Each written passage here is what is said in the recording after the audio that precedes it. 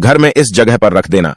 केवल 3 मोरपंख, घर में पैसों की तंगी कभी नहीं होगी, घर धन धान्य से सदा भरा रहेगा। दोस्तों, वास्तुशास्त्र में मोरपंख का बहुत अधिक महत्व होता है। वास्तुशास्त्र के अनुसार मोरपंख का घर में होना बहुत शुभ होता है।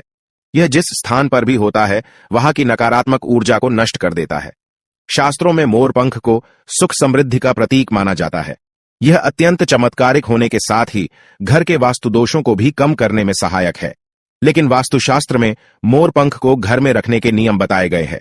मोरपंख घर में रखते समय इन नियमों का पालन अवश्य करना चाहिए, तभी इसका सकारात्मक प्रभाव देखने को मिलता है। वास्तुशास्त्र में मोरपंख को रखने की सही दिशा और स्थान के बारे में बताया गया है।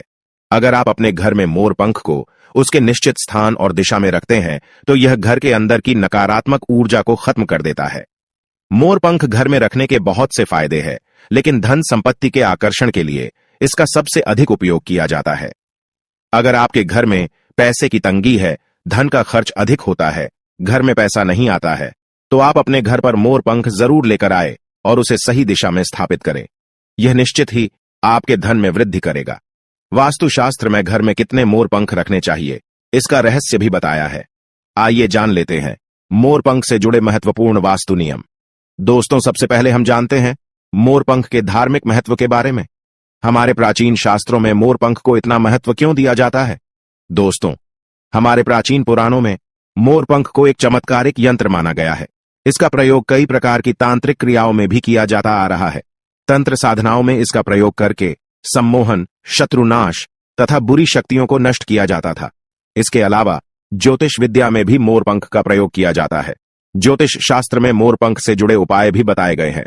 आयुर्वेद आदि ग्रंथों में विविध व्याधियों तथा रोगों को नष्ट करने में भी मोरपंख सहायक होता है।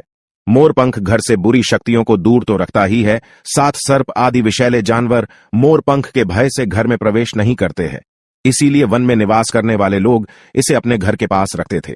मोर से जुड़ी पुराणों में कई कथाएं लिखी हुई है। पक्षी शास्त्र में मोर से जुड़ी एक कथा का वर्णन मिलता है। प्राचीन युग में संध्या नाम का एक असुर हुआ करता था।